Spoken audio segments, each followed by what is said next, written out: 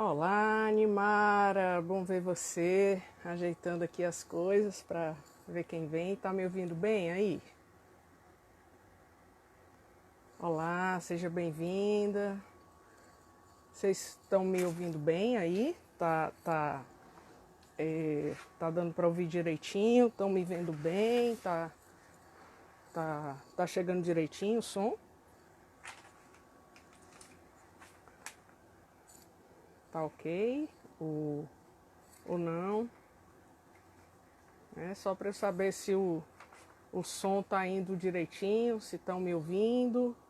Se tá chegando. Ai, obrigada, Scarlett. Obrigada. Olá, Daniele. Oi, pessoal, boa tarde, né? Para quem tá chegando aí, a gente tem ainda mais 2 minutinhos. Tinha marcado para as 3, esperando aí o pessoal. Muito obrigada, né? Esperando o pessoal chegar, né? Nimara, querida, Daniele, Scarlett, né? Denise, boa tarde, né? Prazer estar aqui com vocês. Esperando aí mais uns 2 minutinhos para ver se chega mais alguém, né? Se alguém quer aqui estar junto com a gente nesse momento. Mas a ideia nunca é quantidade, né? A ideia é sempre, boa tarde, Scarlett, a ideia é sempre a gente criar espaços que tem sido essa a minha atuação. Olá, Georgiana, Vitória, boa tarde, muito obrigada, Denise. Hoje eu estou tendo a chance de ver as mensagens, porque geralmente quando eu participo das lives puxadas por outros espaços, eu não consigo ter acesso às mensagens, né? Então hoje é bom porque eu vou estar com acesso às mensagens e vou poder responder e talvez interagir melhor. Então vamos começar, né? Já são 3 horas, quem me conhece sabe que eu sou absolutamente pontual, porque para mim a questão do horário, do tempo, ela faz parte também de um compromisso e de um respeito de cuidar ao outro. Oh, meu Zé Filho, obrigada, né? Que coisa mais linda, né? Vamos junto. Então, estava prevista essa live hoje para fazer parte, o grupo Candeeiro tinha me convidado. O convite chegou através de uma aluna querida, que era quem ia fazer essa mediação, né? Que é uma medicação, uma live de cuidados, é um outro tipo de cuidado, um outro tipo de medicação, e ela ia fazer a mediação dessa live. E houve um problema hoje, o pai passou mal, né? Esperamos que não seja de Covid, que seja outra coisa, e aí não tinha condições de fazer a mediação. E aí por isso, olá Marina, querida aluna e artista, né? Então aí por isso não deu para puxar a live por lá e a gente resolveu manter, olá Débora querida, a gente resolveu manter como um gesto de cuidado e atenção com as pessoas que tinham se programado. Então, a minha ideia é colocar um pouco, isso que eu tenho sempre tentado fazer na minha vida profissional, né? Na minha vida profissional, eu tenho tentado utilizar dos recursos que eu tenho, dos recursos técnicos e de algo muito poderoso que a gente sabe que é a palavra, que são gestos, naquilo que eles potencializam cuidados, né? E por que isso é uma questão tão importante isso? Porque todos nós estamos diante de uma situação que nos dói, né? Obviamente, é uma situação que faz com que a gente doa. E diante de qualquer dor, isso é óbvio, a gente sofre, a gente sente, e quando a gente sofre e a gente sente, a gente se depara com questões absolutamente humanas, e diante de sofrimento, o que é que a gente precisa? Né? Diante de qualquer tipo de sofrimento, seja um sofrimento de uma dor física, seja um sofrimento, você quebrou o pé, seja o sofrimento de uma perda, seja o sofrimento de uma separação, seja o sofrimento de uma notícia ruim, seja o sofrimento de uma separação, de uma traição, seja o sofrimento de uma perda de um emprego, todos nós, na nossa condição humana, vamos experimentar perdas. E diante de uma perda, a estratégia universal que oferece um arrefecimento para a dor é o cuidado. Então, nós construímos, enquanto civilização, uma variedade incrível de cuidados, tentando oferecer arrefecimento para as nossas dores. Então, a gente construiu as tecnologias mais diversas, desde um celular para oferecer um cuidado para aliviar a dor da saudade. A gente inventou penicilina para aliviar o sofrimento diante de uma infecção.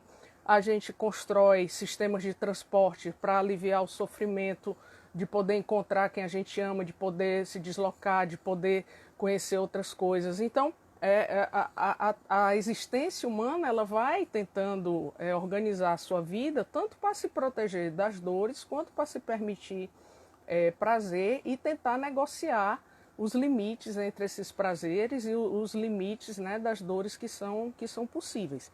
Então, é interessante porque quando a gente vai resgatar a dinâmica do cuidado, não há nada mais protetivo na vida do que receber cuidado. É uma das experiências que mais nos empodera de forças. Por quê? Porque só é alvo de cuidado quem é alvo de amor.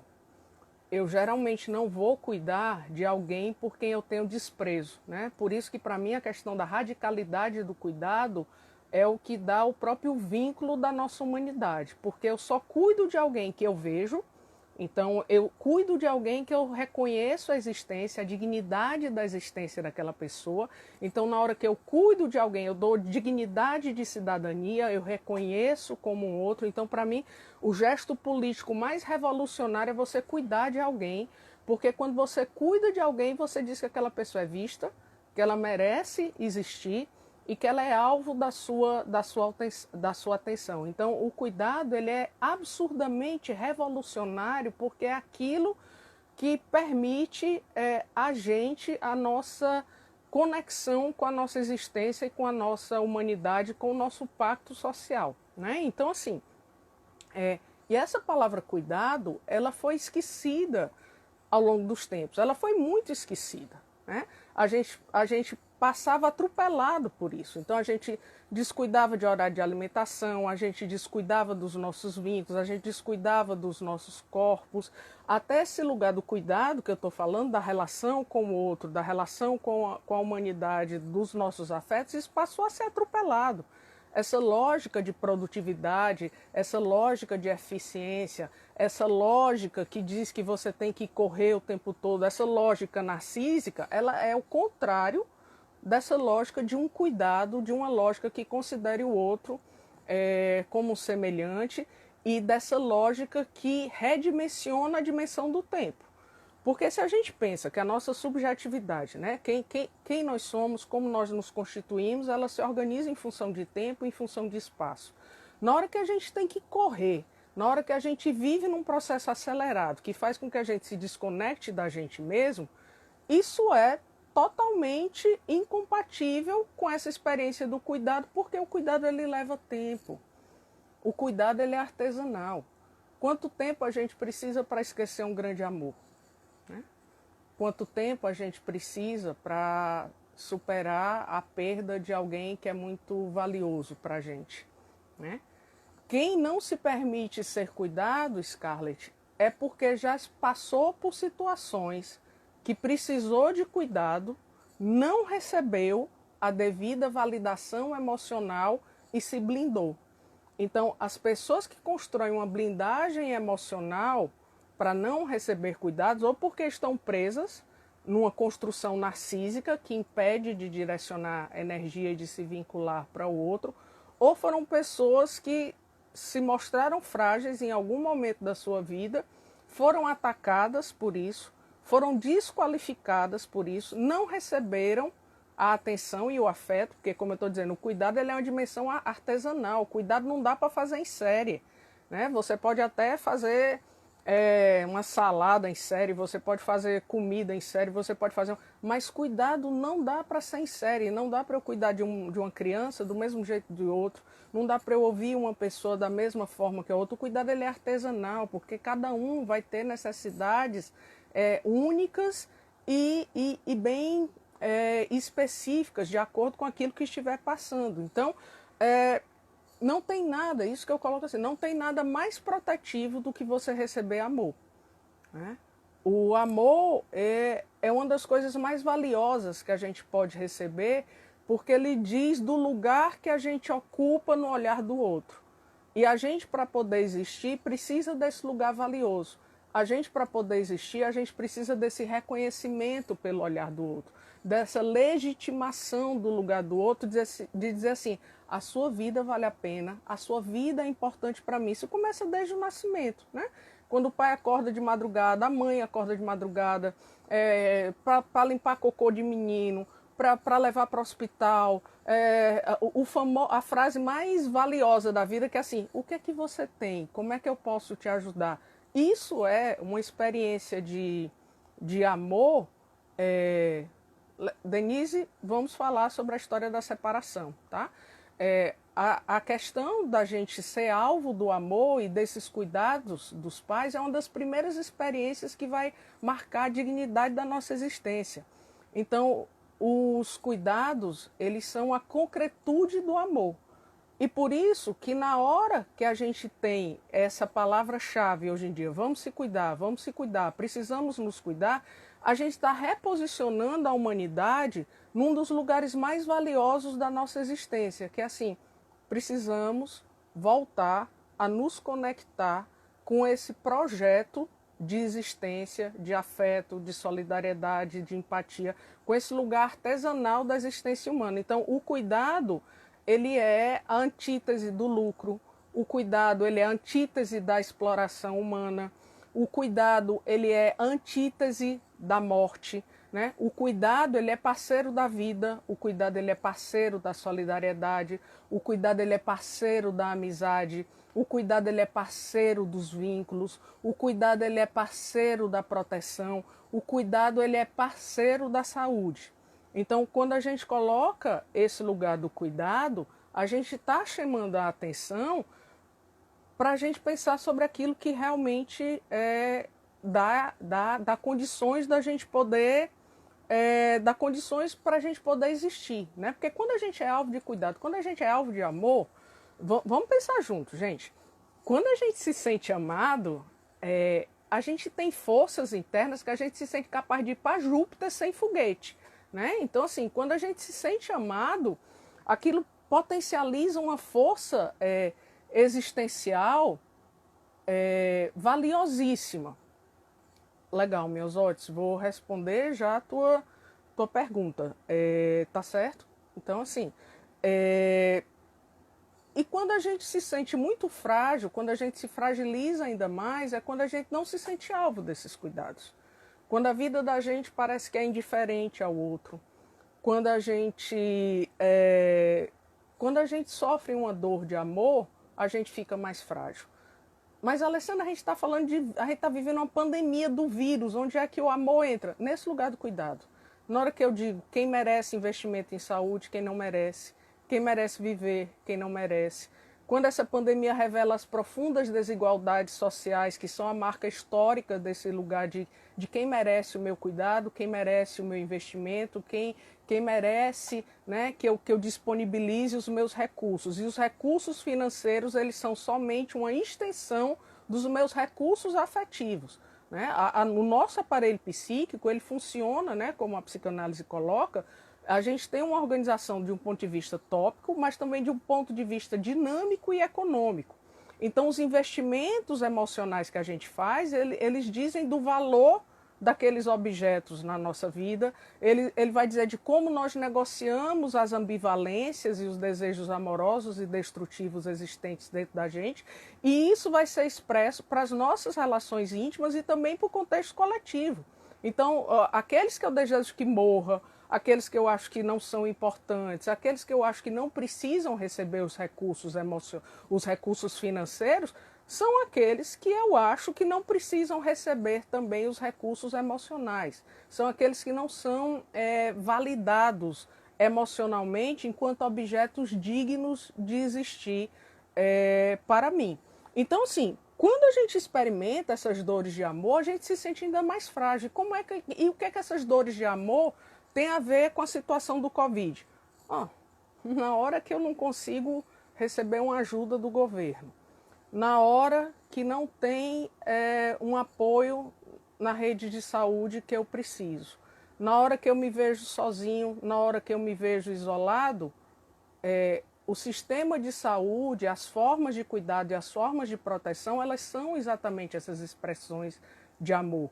Então, na hora que eu me vejo protegido, na hora que eu me vejo amparado, seja pela minha rede íntima, seja pelos meus afetos, seja pela minha família, seja pelo Estado na função maior, esse é um lugar onde a gente se sente amado e onde a gente acha que pode existir. Então, esse momento da pandemia, ela coloca a gente para pensar assim, na perda do amor próprio, na perda do amor das ilusões, na perda das crenças, na segurança e na proteção do governo, na perda do lugar que a gente imagina ocupar em relação ao desejo do outro. E isso faz a gente sofrer, né? Então, uma das reflexões mais profundas nesse momento, que todos nós estamos nos deparando, é assim, o que é que nos faz sofrer? Né? O que é que nos faz sofrer? Como é que a gente cuida? Como é que a gente tem cuidado das nossas dores? Como é que a gente tem cuidado das nossas dores ao longo da nossa existência? Né? Como é que a gente tem cuidado das dores que a gente sofre? E outra coisa, como é que a gente aprendeu a cuidar das nossas dores? Existem pessoas que aprenderam a cuidar das dores fugindo.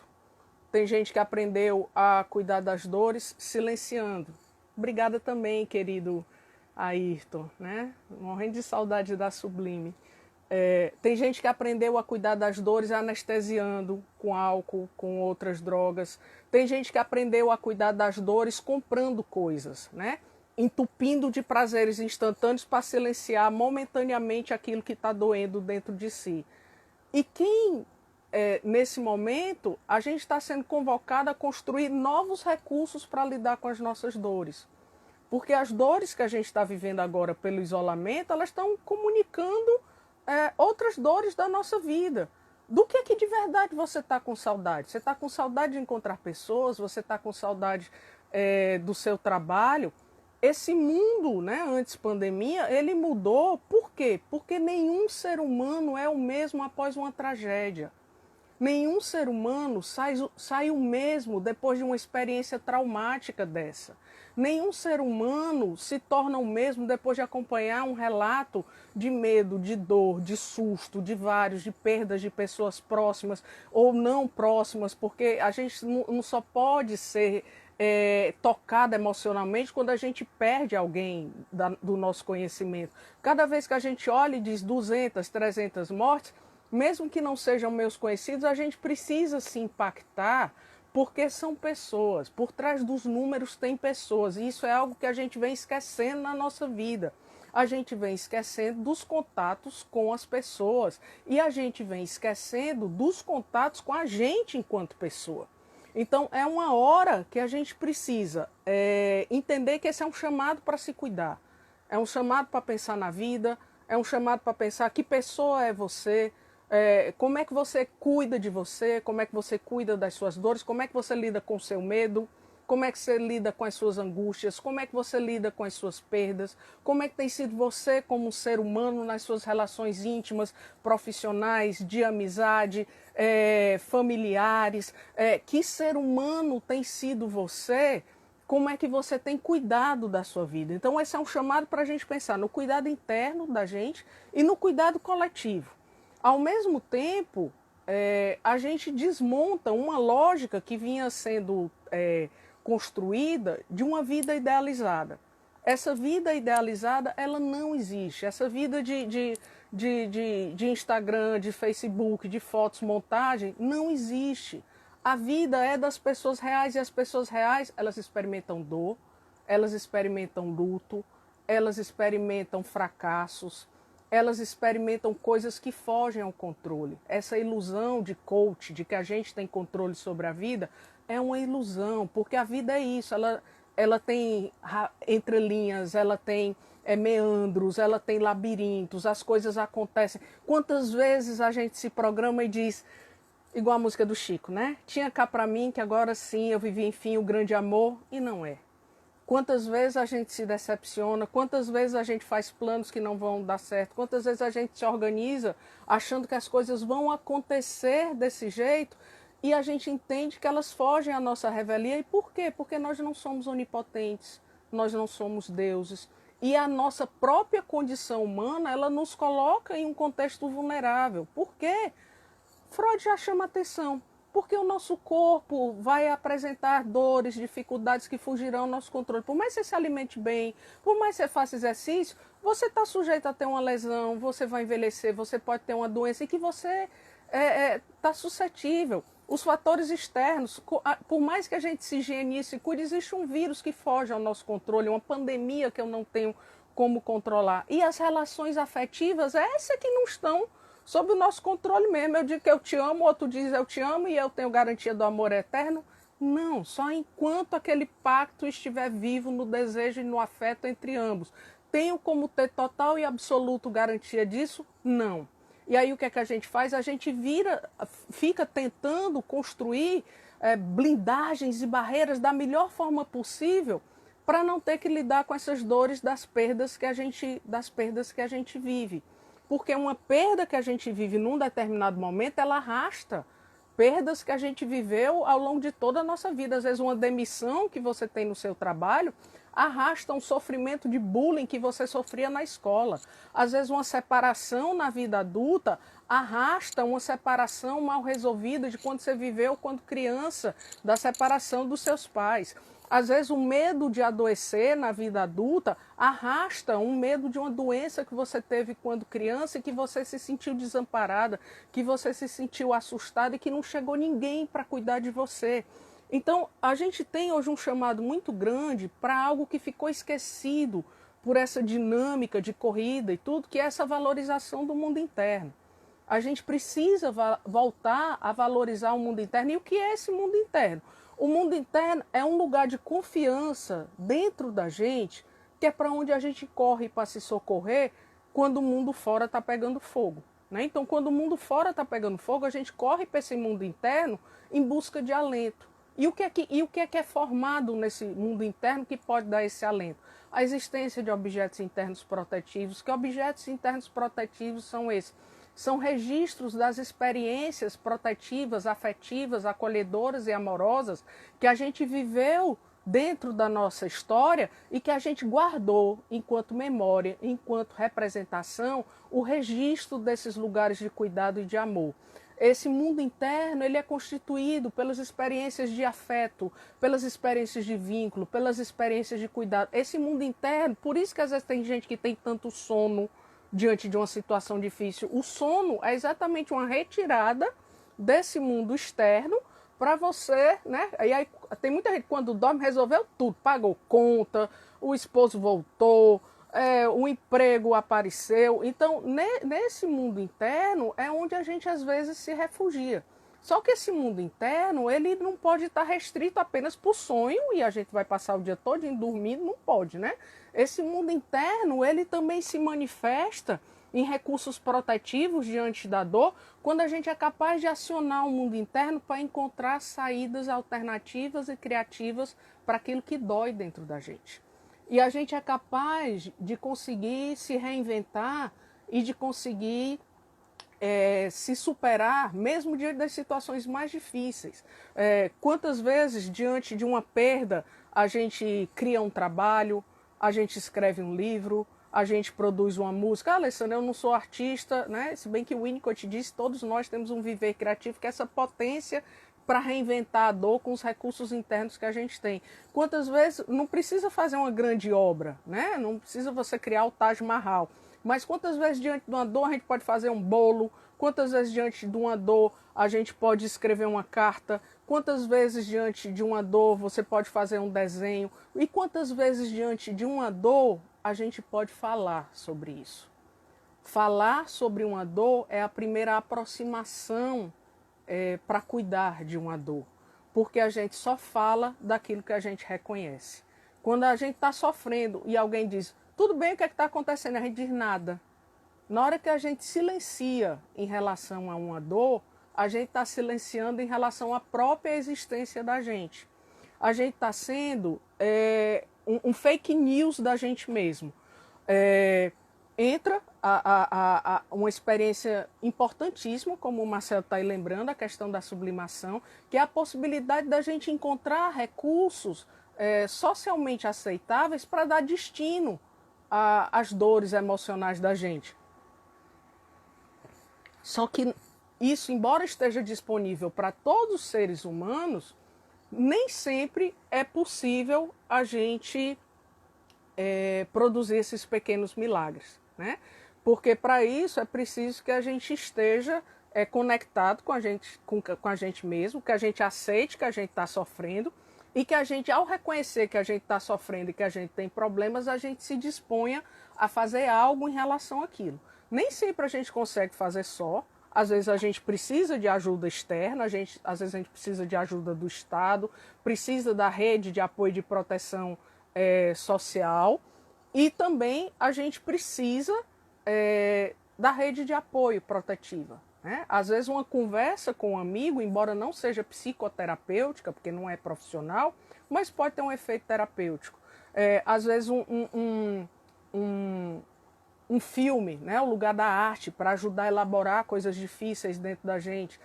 Eu assisti a um filme ontem muito interessante, Beleza Absurda, de uma história de um casal que perdeu uma filha com câncer na infância e dos movimentos de luto para poder lidar com isso. E numa das cenas a mãe fala que quando ela estava no hospital, que recebeu a notícia da morte da filha, uma senhora sentou do lado e disse, não esqueça de perceber a beleza absurda das coisas, mesmo diante das situações mais difíceis. Então, pode parecer um absurdo isso, mas é algo que eu sempre defendo, assim, que alguém nunca perde tudo. Sempre fica algo. E esse algo que fica é nossa potência de vida capaz de nos instrumentalizar para a gente lidar com as coisas mais difíceis que a gente tem.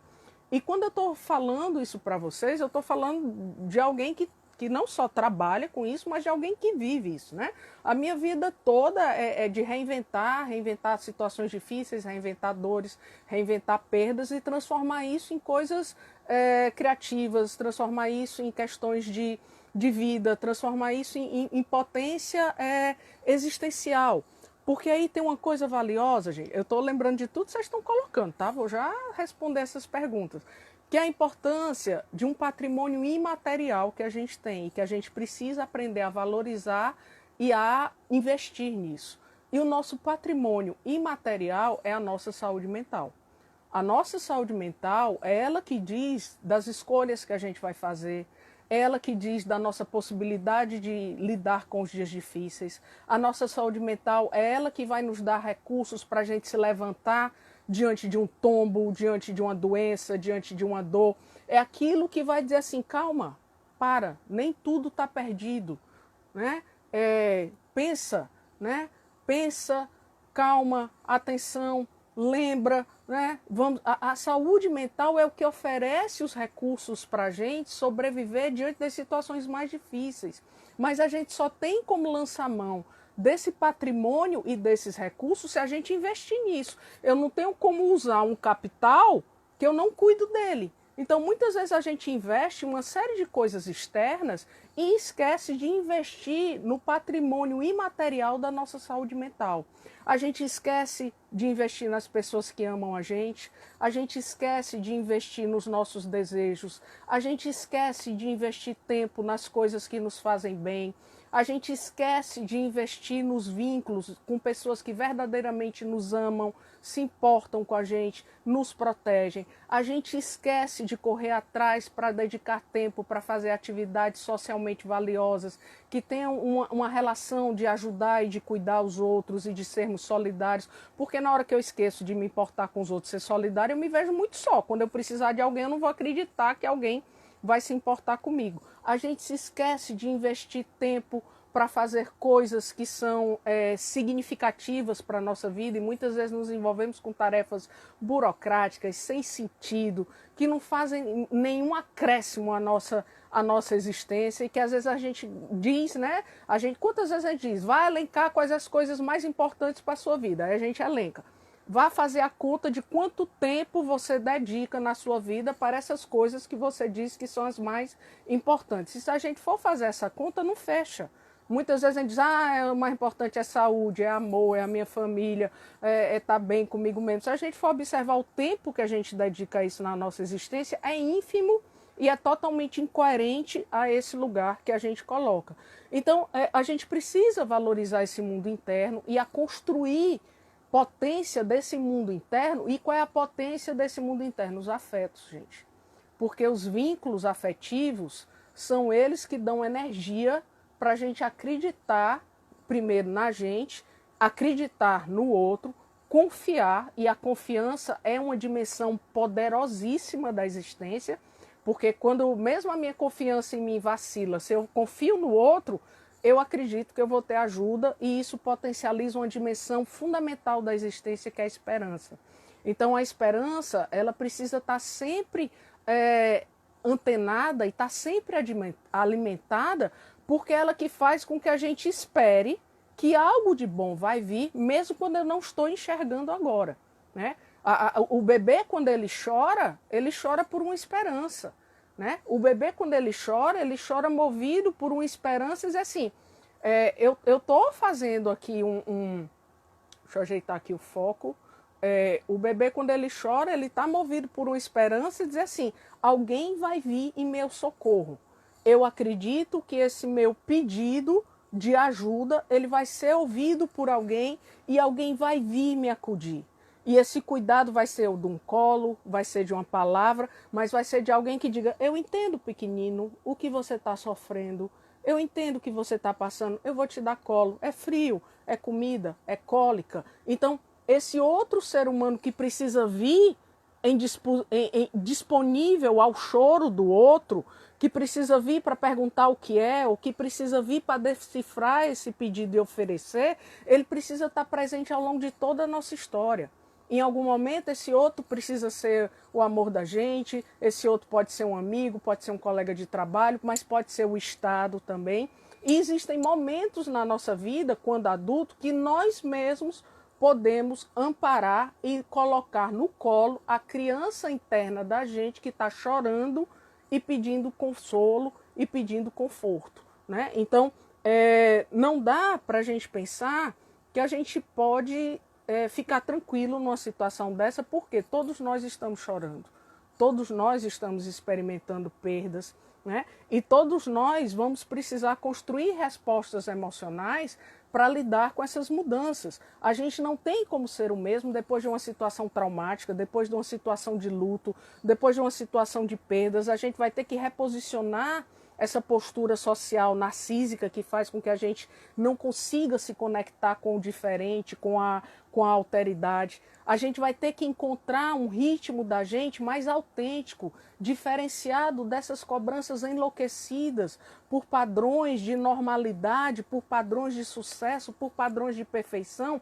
por padrões de relação que não existe. A gente vai ter que construir relações baseadas na confiança, no afeto, na verdade da relação. Não vai dar para ter mais relações superficiais, relações com pessoas que não se importem, não vai dar para manter relações abusivas, não vai dar para manter relações de fake news, porque onde a gente se segura existencialmente são nas relações que duram durante o tempo, que têm densidade.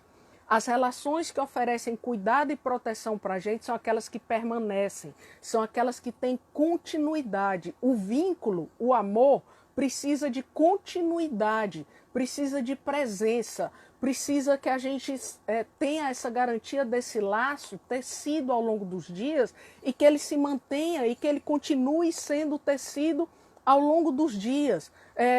Esses vínculos voláteis, esses vínculos superficiais, eles nos deixam muito frágeis, porque eles deixam, antes de tudo, a gente frágil existencialmente dentro da gente mesmo. Então, desconfie de qualquer pessoa que tem uma resposta mágica de como você vai lidar com a dor, de como você vai enfrentar o sofrimento, de como você vai ficar bem, porque isso não existe. Essa resposta, ela vai ter que ser construída e entendendo que nada pode ser colocado no lugar de nos alienar da nossa condição humana. O que é isso? Não existe nenhuma resposta que vai dizer para você que você vai estar imune e livre da dor, da angústia, do medo, do desespero, da tristeza, porque isso é inerente à própria construção da existência humana.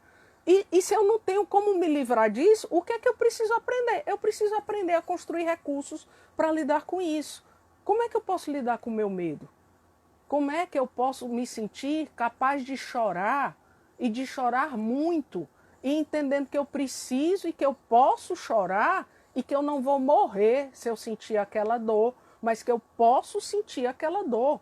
Eu posso sentir fragilidade, eu posso sentir medo, eu posso chorar, eu posso soluçar, eu posso me entristecer, eu posso sentir o peito apertar, e eu posso sentir aquilo por 1 e por 2 dias, eu posso falar sobre isso, e quando eu falar sobre isso e eu encontrar o apoio e o cuidado de alguém, vai ser igual eu estar de novo no colo, vai ser igual eu receber um afeto, vai ser igual eu receber o acalanto acordado no meio do desespero na noite e ver alguém dizer, calma, você não está sozinho. Então esses pesadelos que a gente está tendo cotidianamente, eles vão precisar de pessoas confiáveis e que nos amem para nos dar colo.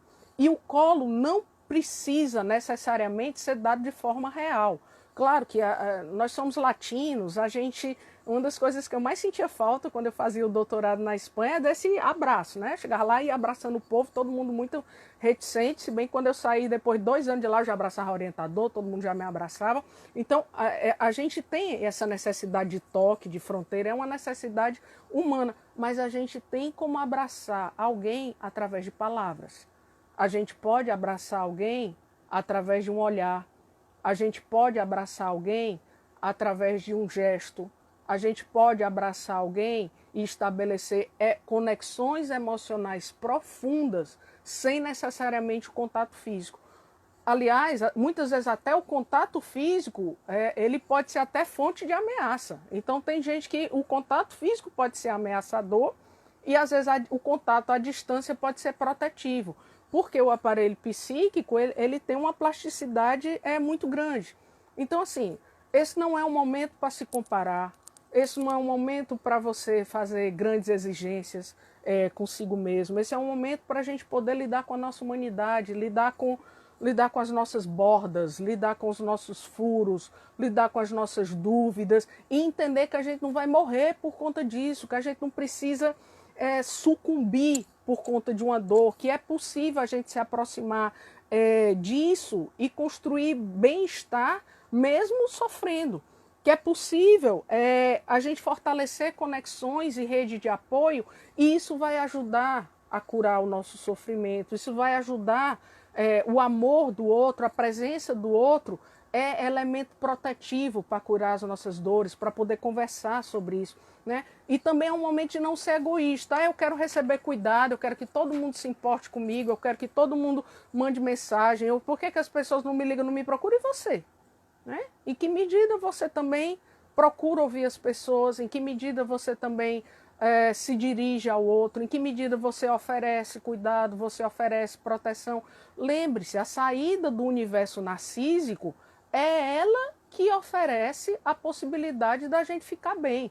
Quanto mais preso numa estrutura narcisista de personalidade, mais isolado e mais sofrido você vai estar. Então não fique achando que o mundo vai girar em torno de você, porque é exatamente quando você vai para o mundo que o mundo vem. As trocas, elas são estabelecidas exatamente quando esses lugares eles são construídos. E aí, assim, eu fico preocupada porque o tempo passa rápido, eu acho que é o que falo demais, né? Enfim, eu vou dedicar um tempinho agora para poder responder algumas perguntas que eu fui entendendo que foram sendo colocadas aí na live. Então, A Denise perguntou sobre a questão da separação. Perder um grande amor é uma das dores mais violentas que a gente pode experimentar, né? Por essas coisas que eu falei. Porque quando a gente se sente amado, o olhar de amor do outro, ele é importante para construir esse lugar da gente dentro da gente mesmo. Sem falar que o amor, ele é alimentado por uma série de fantasias, por uma série de ilusões. Então, às vezes a gente acha que se a gente tem o amor daquela pessoa, isso significa que a gente tem dentro da gente as qualidades daquela pessoa, que a gente tem todas as coisas boas que aquela pessoa possui, né? Que a gente vive na experiência amorosa a retomada da relação da onipotência infantil, quando a gente acha que eu e o outro somos uma pessoa só, e quando a gente se depara com a separação, a gente sofre, porque a gente vê que nós nem temos o controle onipotente em relação ao outro, e porque algo de dentro da gente acaba sendo levado em uma separação, né? E esse algo que é levado de dentro da gente, que muitas vezes é a sensação do amor próprio, que muitas vezes é a sensação de ter que abrir mão de um projeto de vida, de um sonho, de uma idealização construída a dois, ele vai implicar em uma série de acionamentos, de perdas existentes anteriormente e que a gente vai precisar se reinventar. Então, muitas pessoas abandonam projetos de vida, muitas pessoas abandonam amigos quando passam a namorar, quando casam com alguém, abandonam a sua existência, negam a sua existência e passam a depositar a sua existência em função da relação. E quando a relação termina, aquela pessoa se vê, às vezes, em uma situação de abandono, né? Em uma situação como se tivesse perdido o sentido das coisas. E aí, esse é o momento em que é preciso a gente parar, sofrer, chorar, mas reinventar, né? O caminho do luto, ele passa por duas etapas para a gente poder ficar bem ao final, que é a aceitação e é encontrar um significado. A aceitação não é simplesmente uma questão passiva, pelo contrário. Mas a aceitação é a gente entender que certas perdas, elas acontecem, que a gente não vai ter nada que a gente possa fazer em relação a isso, que a gente vai precisar aceitar mesmo aquela perda, mas que a gente vai precisar construir um outro lugar para ela. Então, a aceitação não é submissão nem passividade. A aceitação é uma reinvenção criativa diante daquilo que você perdeu e onde você vai investir aquela energia que ficou e que era direcionada ao outro. Então, se eu tenho uma perda de uma separação, se eu tenho uma perda de um grande amor, onde é que eu preciso investir aquela energia que eu investia na minha relação, que eu investia no meu casamento? E aí é um momento que eu vou precisar reposicionar os meus desejos, né? Que eu vou precisar repensar do que é que eu quero fazer da minha vida, que eu vou precisar repensar das coisas que eu gostaria de dedicar tempo e interesse. Será que eu queria estudar? Será que eu queria viajar? Será que eu queria investir num projeto pessoal? Será que eu queria dedicar mais tempo para os meus amigos? Será que eu quero rever pessoas que antes eu não revia? Então, uma separação, ela coloca a gente diante da gente mesmo. Uma separação, ela coloca um espelho, né? Um espelho onde você está lá, olhando para você e se perguntando o que é que você vai fazer da sua vida, porque a sua vida tem uma dimensão imensa dela, que é você com você. E você pode viver sem estar necessariamente numa relação íntima com alguém, né? E aí a gente vai fazer cursos, a gente vai fazer atividade física, a gente vai fazer uma terapia para poder entender quais são as ilusões, quais eram as fantasias, quais eram as projeções que eu atribuía a essa relação. E que, não tendo essa relação, que lugar ela ocupa dentro de mim, né? Então, às vezes, aquela relação, ela podia ser lugar de muitas idealizações. E que na perda daquilo vai deixar dor, vai. E a gente vai precisar assumir que a gente está sofrendo. E é bem diferente desse modelo que a gente tem hoje em dia, que as pessoas dizem assim, terminei a relação de manhã, de tarde a pessoa já está no Tinder procurando outra pessoa para postar a foto no Instagram de noite para dizer para o outro que a fila andou e que você já está lindo, bonito, maravilhoso, porque superou aquilo ali rápido e imediatamente. Mentira, mentira. As dores de amor, elas levam tempo, elas doem absurdamente. A gente às vezes vai ficar muito mal e a gente precisa respeitar isso para poder se reerguer, para poder se superar. E olha que eu digo isso com experiência de causa, porque quando eu voltei do doutorado, né, super feliz, chegando da Espanha, na maior alegria, tinha defendido a minha tese, obtido uma menção com laude, muito feliz de rever meus amigos, de rever minha família. E quando eu cheguei, né, a pessoa com quem eu estava terminou a relação 3 dias depois. Então, e que eu achava que era o amor da minha vida. Então, entenda, né? E aí, o que é que eu fui fazer com isso? Chora, sofre, fica mal que só. Mas aí depois eu fui direcionar minhas atividades, o doutorado, projeto, Ministério Público, Secretaria de Saúde, trabalhar com os meus alunos. Fui dar um destino, né, para minha dor, transformar isso em potência criativa, em trabalho e fazer coisas legais disso. Não vou passar o resto da minha existência, né, lamentando isso. A gente lamenta, sofre, chora, se cuida, mas a gente vai em frente. Todas as nossas dores, elas precisam de um cuidado e a gente depois é capaz de ir em frente, né? Quando eu estava na coordenação do curso de psicologia, foi um momento que eu perdi meu pai, né? Meu pai morreu quando eu estava na coordenação do curso de psicologia.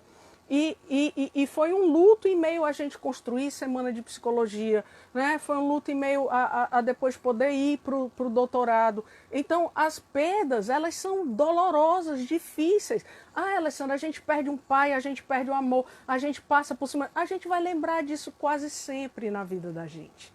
Mas isso não vai ser uma coisa que vai nos destruir.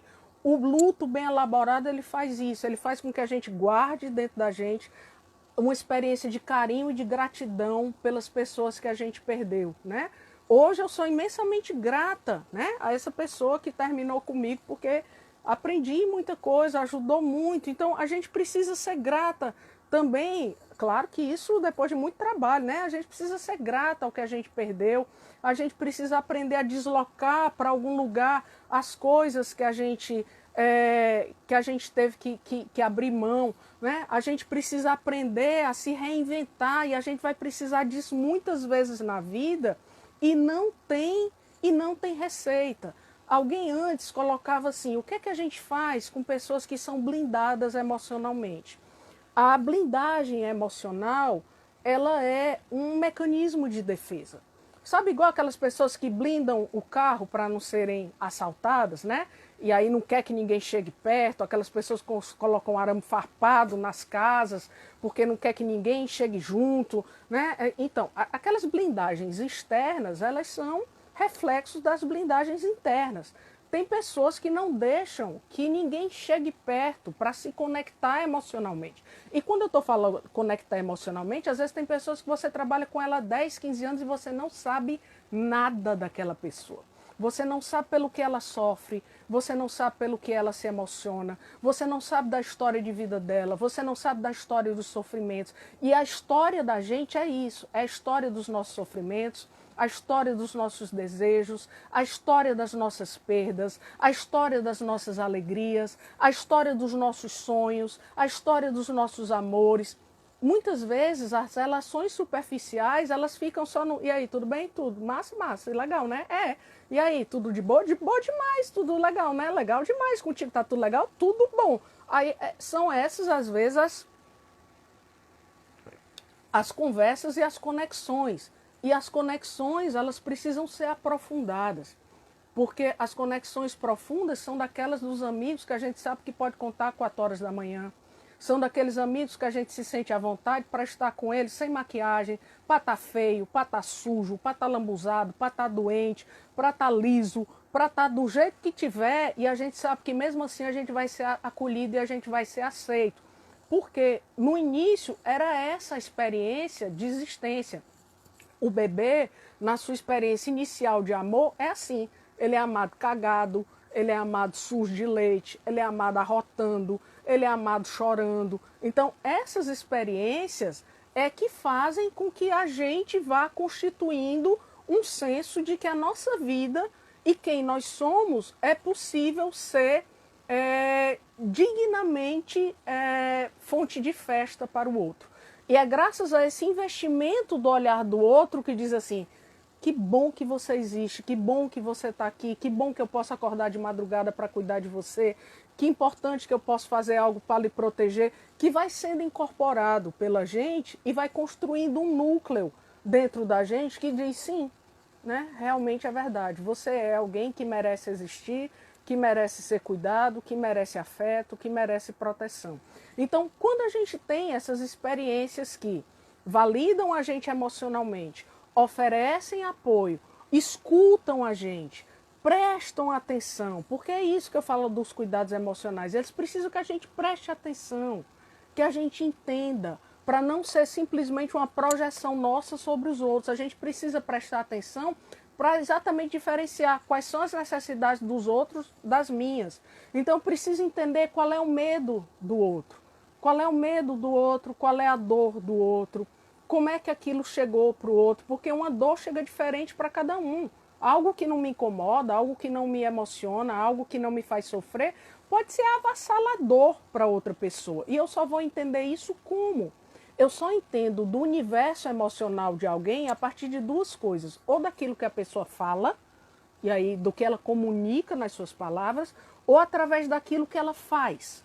Às vezes a gente pode não falar, mas através dos nossos atos, a gente está comunicando o que a gente pensa, a gente está comunicando o que a gente sente. Então, às vezes eu posso não dizer nada, mas só um olhar, só ficar quieto no canto, só cabisbaixo, eu estou comunicando. Então, se eu não falo ou se eu não mostro, fica difícil o outro compreender. Mas, por outro lado, se eu falo e o outro não escuta, se eu mostro e o outro não vê, também vira uma comunicação impossível de demandar uma existência de cuidados. Então, na hora que eu tenho alguém numa blindagem emocional, a primeira coisa eu vou precisar observar, eu vou precisar estar perto, eu vou precisar oferecer a minha disponibilidade e o meu cuidado respeitando o tempo do outro.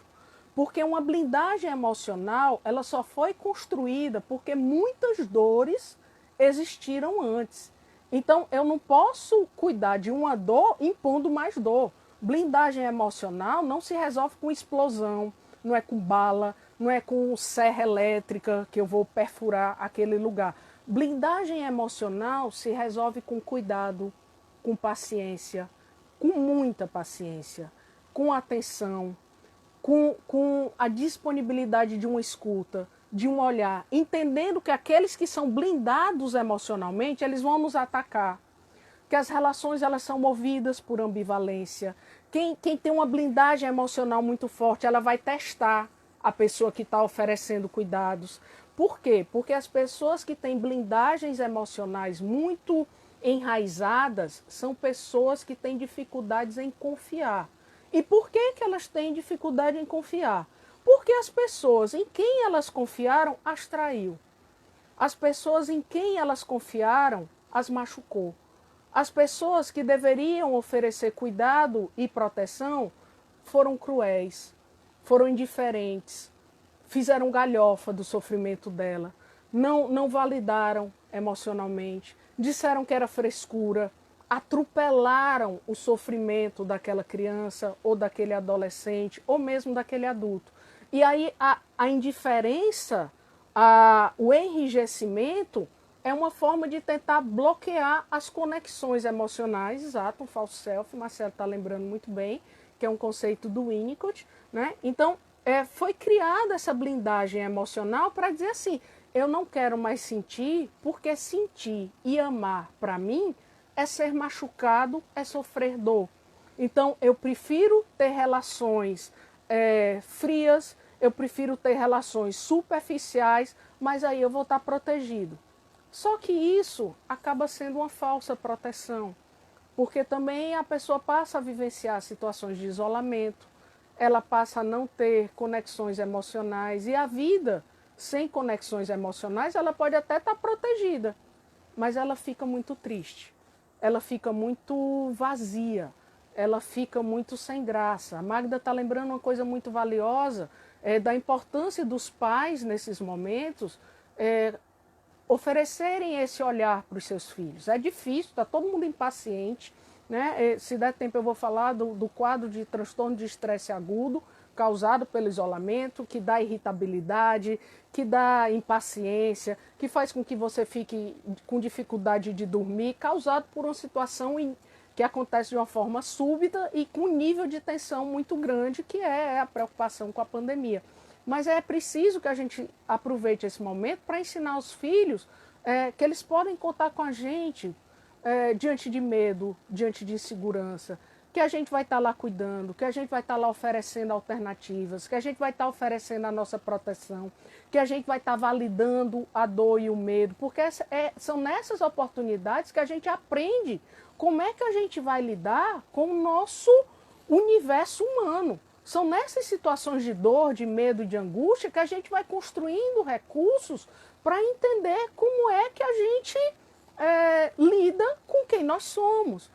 Como é que se eu posso ou não experimentar medo, dor, fragilidade, ou se eu tenho que ser o super-homem ou a mulher maravilha. Cada um tem seu tempo, Denise. Quanto tempo a gente precisa para superar um grande amor, para superar uma separação? Às vezes são 6 meses, às vezes é 1 ano, às vezes é 2, e a gente criticar alguém que está sofrendo, o nome disso é crueldade.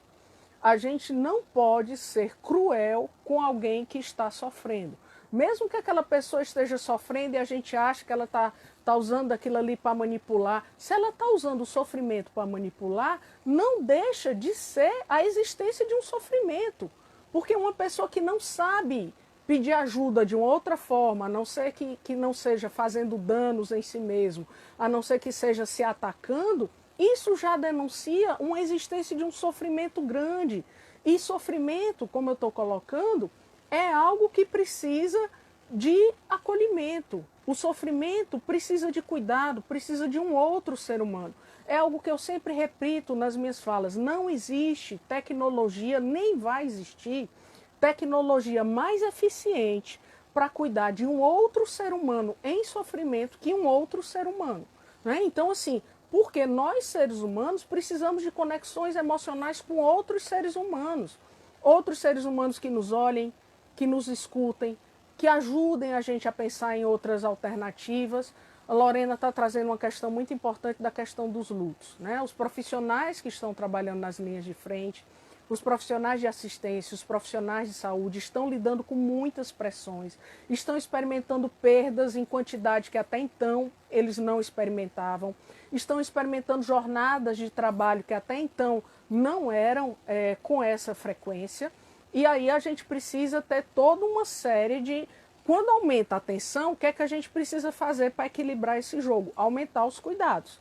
Então, a gente precisa ter espaços de descanso. Às vezes você está num plantão, tire 5 minutos ou 10 a cada 50 minutos, vá para um lugar que dê para você olhar uma árvore, que dê para você olhar um passarinho, que dê para você colocar um fone de ouvido e ouvir uma música diferente, uma música que você gosta. Entra no banheiro, faz uma respiração, fecha os olhos, coloca o fone, escuta uma música, vai na copa, encontra 2, 3 pessoas, conversa um pouquinho sobre algo que não tenha nada a ver com aquilo ali. Tente respeitar escalas de trabalho, que você possa ter um espaço para descansar. Mantenha contatos com seus amigos, que não seja só para falar de situação de trabalho, que não seja só para falar sobre as situações difíceis. E se você experimentar perdas, né? Paciente morreu, tive que dar uma notícia difícil para uma família, entenda que o que você está fazendo é o melhor do seu trabalho. Se aquela perda aconteceu, não foi culpa sua. Uma das coisas mais difíceis para a gente poder lidar com as perdas é o sentimento de culpa, que às vezes as perdas arrastam, a cobrança e as exigências que a gente faz em relação a si mesmo, a falta de espaço para falar sobre os sentimentos decorrentes dessas perdas, as exigências absurdas. Gente, eu quero dizer que eu estou aqui quase com a contagem de que eu só tenho 23 segundos para terminar essa live. Então, assim, só vai dar tempo de eu agradecer mesmo a cada um e a todos. Grata pela presença, pelo afeto, né? Qualquer coisa a gente pode continuar em uma live amanhã ou outro dia, né? Se alguém quiser, a gente continua. O tempo passou rápido.